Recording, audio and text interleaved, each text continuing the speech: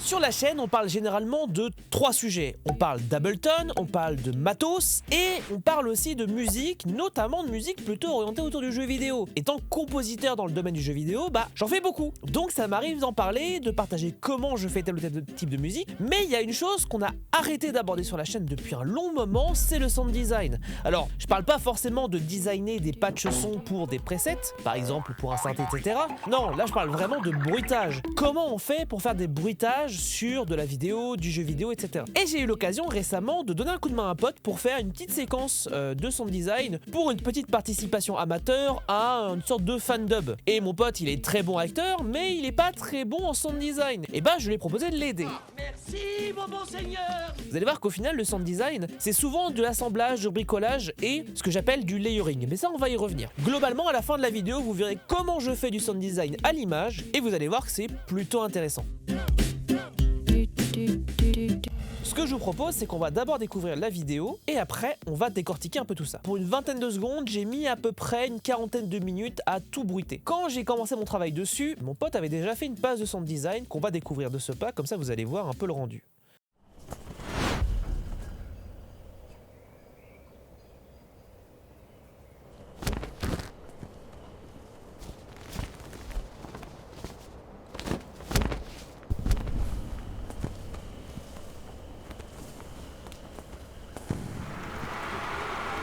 Qui est plutôt efficace, même si on le sent encore un peu léger. Donc moi j'ai travaillé pas mal sur les éléments sonores, on voit qu'on est globalement à une vingtaine de pistes à peu près pour avoir un truc un peu sympa. La première chose que j'ai faite, c'est que j'ai travaillé sur sa voix, sans les effets ce que ça donne. Guerriers d'Iria, écoutez-moi!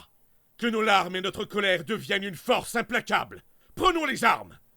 Il est temps de protéger nos familles et de défendre la dignité et l'honneur de notre pays! Et peu importe ce qui se dressera devant nous, la victoire sera nôtre!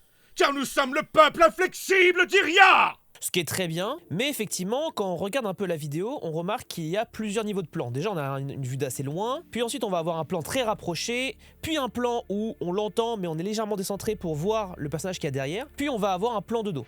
Globalement, toutes ces valeurs de plan, il va falloir que je le retranscrive avec des effets. Pour ça, ce que j'ai fait, c'est que j'ai utilisé 2 types de reverb. J'ai une reverb ici, qui va être une reverb à convolution, donc j'ai pris un type de reverb qui est une cathédrale. J'ai pris également une autre reverb qui est une reverb warehouse, pour faire un distinguo entre les deux. Vous voyez bien que le profil sonore n'est pas le même. Et en partant de ça, ce que j'ai fait, c'est que sur la voix, je suis allé faire des automations pour recréer un peu les différentes valeurs de plan. Je vais me désactiver tous les effets au plus neutre possible. Guerriers d'Iria, écoutez-moi! Que nos larmes et notre colère deviennent une force implacable. Prenons les armes! Il est temps de protéger nos familles et de défendre la dignité et l'honneur de notre pays! Et peu importe ce qui se dressera devant nous, la victoire sera nôtre! Car nous sommes le peuple inflexible d'Iria!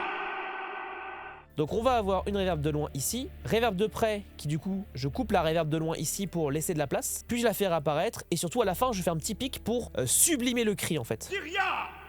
Pour avoir cet effet de reverb un peu important. A l'inverse, du coup, je vais faire un système où là on a une reverb bien moins présente parce qu'on est vraiment très proche, mais il faut quand même qu'on la ressente. Puis un peu plus lointaine parce qu'on est décentré par rapport à lui, donc je voulais l'accentuer. Ensuite, on le maintient un peu ici, et vu qu'on fait monter la reverb à partir de ce moment-là, elle disparaît et l'autre reverb prend le relais complètement. Donc ça, c'est ce qui se passe au niveau de la reverb. Ensuite, en termes d'effets, j'ai mis un compresseur ici, très basique, qui va juste me servir à... Comme le peuple inflexible d'Iria! d'avoir quelque chose d'un peu plus linéaire. Guerriers d'Iria, écoutez-moi! Que nos larmes et notre colère deviennent une force implacable! À ça, j'ai rajouté un petit EQ juste pour couper un peu les basses parce qu'il n'avait pas clean sa piste, donc je l'ai fait. Comme ça enlève les défauts, notamment les basses qu'on n'entend pas forcément. Et j'ai également mis un CLA2A pour ajouter un peu de caractère, ce qui fait que quand on joue avec tout ça, voilà ce que ça donne. Il est temps de protéger nos familles et de défendre la dignité et l'honneur de notre pays! Et peu importe ce qui se dressera devant nous, la victoire sera nôtre! Car nous sommes le peuple inflexible d'Iria! Si vous vous demandez pourquoi la reverb s'arrête d'un coup, comme la vidéo se coupe ici, ce que j'ai fait, c'est que sur la piste main, sur le volume final, j'ai fait une coupure nette parce que forcément je peux pas laisser durer malgré le fait qu'il y ait un fade au noir juste après. Il faut couper. Donc j'ai pris la décision de mettre un truc comme ça parce que je voulais quand même garder l'effet stylé, mais forcément sans que ça déborde sur le reste. Ensuite, qu'est-ce que j'ai fait d'autre? J'ai mis un petit effet d'EQ sur les fréquences hautes pour justement recréer les effets de distance. Donc j'ai accentué parfois les basses, notamment par exemple là, quand il passe au second plan et qu'il est plus au premier plan, j'ai accentué un peu les basses pour faire un effet de déphasage. Et quand on s'éloigne, je fais un peu baisser les aigus, je les fais réapparaître au fur et à mesure pour l'accentuation. Et là c'est pareil, j'ai monté les basses et j'ai diminué les aigus, ce qui fait qu'on a un peu l'impression qu'on a différentes valeurs de plan. Guerriers d'Iria, écoutez-moi!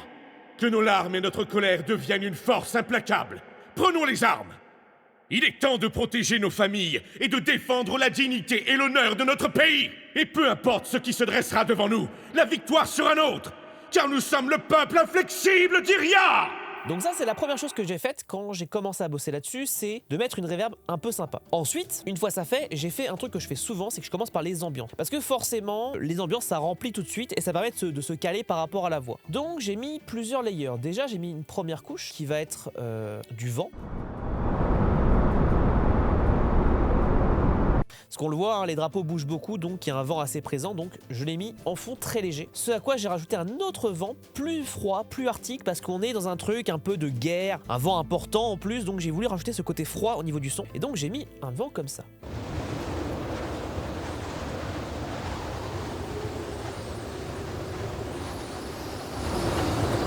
Et dessus, bien sûr, vous l'entendez, j'ai mis une petite automation de volume avec un utility. Pourquoi je le mets sur un utility et je le fais pas directement sur le volume de ma piste? Parce qu'en fait, je veux garder cette forme que vous voyez, j'ai mis aussi sur le vent au-dessus. Je le garde là-dessus pour garder du contrôle et pouvoir, après, si je le veux, baisser le volume ici si j'ai besoin a posteriori. Ça me permet de garder du contrôle. Et ça, je trouve ça quand même assez important quand on fait du sound design. Donc, j'ai mes deux pistes qui vont monter de volume au fur et à mesure. Parce que vous voyez là, on voit les drapeaux qui bougent beaucoup derrière. Et là, j'intensifie. Pourquoi? Parce qu'en fait, il y a les drapeaux. Ensuite, à ça va se rajouter plusieurs éléments. Déjà, on va avoir une foule qui va apparaître ici parce qu'on est très proche de la foule. Hop, je coupe. Et je mets une deuxième ambiance ici qui est pas la même. Là, j'ai monté le volume parce qu'on est vraiment très premier plan. Là, on est beaucoup plus loin. Donc, elle est très subtile, l'ambiance. Je l'ai doublé avec une autre ambiance pour avoir ce côté un peu stade de foot finalement que je trouvais plutôt sympa. Là je le fais réapparaître. Hein. En plus on les voit, ils agitent des drapeaux et tout ça, donc je voulais vraiment avoir ce côté un peu ouais de ouf, tu nous galvanises et tout. Et à ça j'ai rajouté une réaction finale qui est une foule en fait qui fait ouais. Alors ce qui est marrant c'est que j'ai laissé je trouvais ça drôle parce que je me suis dit personne ne le remarquera. Mais il y a un petit honk de match de hockey. Bon, je l'ai laissé pour la blague. Donc ça marche bien. Ce qui fait que si on met toute l'ambiance ensemble, ça rend un truc plutôt sympa.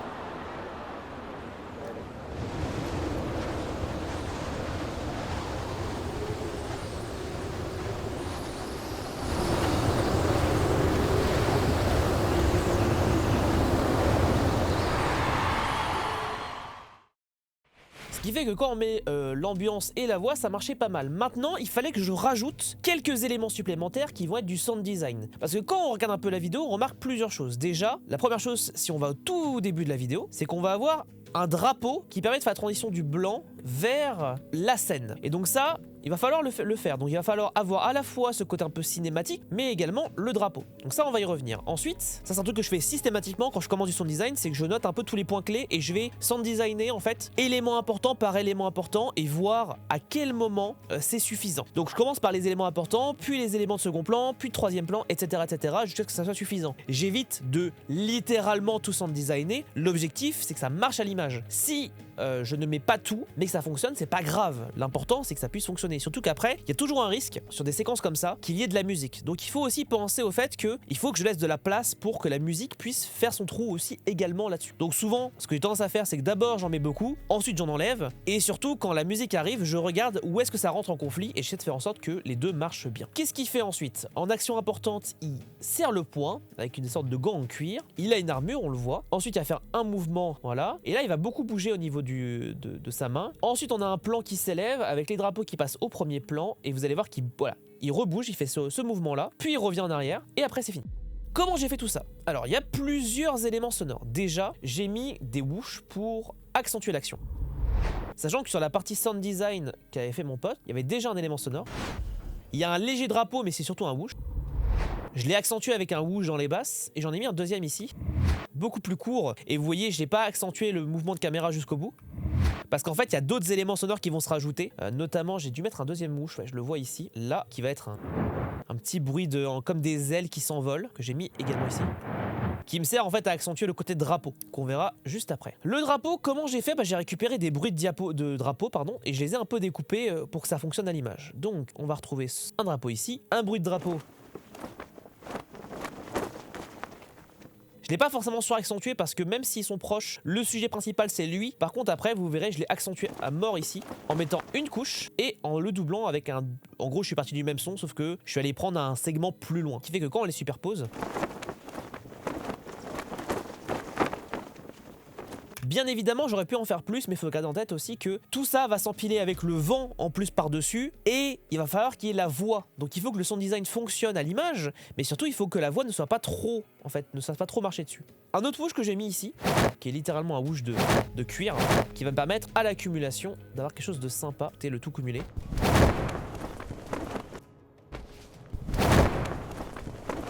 Ce qui marche plutôt bien. Qu'est-ce que j'ai fait d'autre? J'ai bruité tous les segments où le personnage bouge.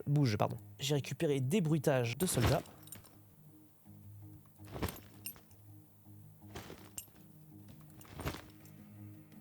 Alors j'ai mis des bruits de ceinture, enfin j'ai récupéré des bruits avec des ceintures parce que je pars du principe qu'il a pas mal d'éléments donc ça va faire du bruit. J'ai également mis une deuxième couche ici.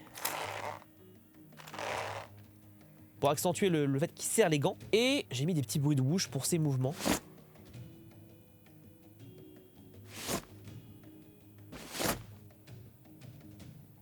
Alors effectivement j'aurais pu ici le faire, mais comme va y avoir le whoosh qui va faire la transition, ça servait à rien que je rajoute encore un bruit de whoosh, ça aurait fait whoosh whoosh et ça aurait pas été super beau.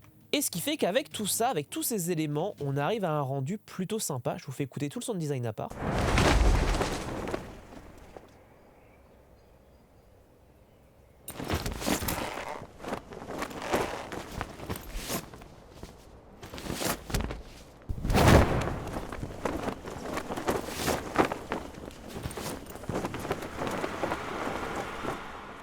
Maintenant, ce que je vous propose, c'est de vous faire écouter un peu ce que ça donne une fois le tout mixé ensemble. Comme ça, vous allez voir à quel point chaque élément à part fonctionne, mais surtout, ça prend une autre dimension dès l'instant où tout se mélange. Guerrier Guérilla, écoutez-moi! Que nos larmes et notre colère deviennent une force implacable. Prenons les armes!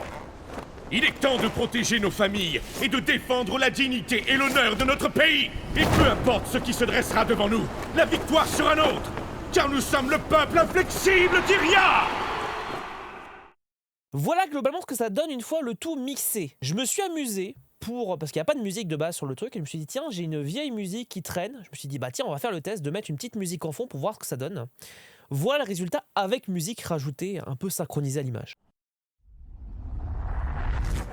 Guerrier Guérilla, écoutez-moi! Que nos larmes et notre colère deviennent une force implacable. Prenons les armes!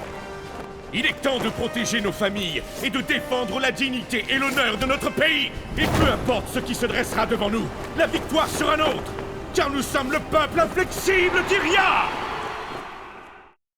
Bien évidemment, la musique aurait pu encore mieux marcher si j'avais retravaillé à l'image pour les 20 secondes, mais là c'était vraiment juste pour le test, pour la blague. J'aurais pu également faire un trou en fait au niveau des fréquences mid en mettant un petit EQ, voilà, un truc un peu bateau, mais juste pour enlever un truc comme ça pour faire un peu plus de place à la voix. Et peu importe ce qui se dressera devant nous, la victoire sera nôtre, car nous sommes le peuple inflexible d'Iria! Voilà comment je fais du sound design à l'image. Globalement, ce que vous devez retenir, c'est que moi, j'ai tendance à faire des choses plutôt simples qui vont fonctionner. Mon objectif, c'est pas de faire le sound design le plus stylé du monde. Il faut que ça fonctionne à l'image, il faut que ça fonctionne dans le contexte. Quand on a des moments un peu stylés, quand il serre le gant, etc., il faut que ça marche. Mais je vais pas forcément partir dans un truc extrêmement compliqué si ça fonctionne avec des choses simples. De manière générale, moi, mon objectif, c'est de faire en sorte que le sound design accompagne l'image et ait le rendu le plus propre possible. Après, si ça demande plus de technique, je le ferai. Si je peux le faire avec assez peu de choses, tant mieux, et ça permettra de laisser plus de place pour la voix, la musique, etc. Le sound design, c'est quelque chose qui fonctionne et qui rend l'immersion possible. L'objectif n'est pas de prendre le dessus et que ce soit trop présent. Le sound design ne doit pas se remarquer. Il doit se remarquer en disant « Oh, c'est stylé !»